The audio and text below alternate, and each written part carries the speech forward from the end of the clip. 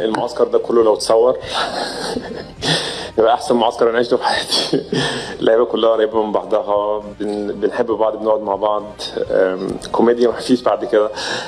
طبعا غير الشغل في الملعب وبره الملعب، وفخور جدا بالوقت اللي انا قضيته هنا. حتى بشكر جدا جدا التنظيم في المغرب، الناس هنا على اعلى مستوى، الاوتيل والسكيورتي كل حاجه على اعلى مستوى. فانا ما فيش بطوله في افريقيا انا قضيتها زي البطوله دي، فبشكرهم من هنا وبقول لهم التنظيم كويس جدا.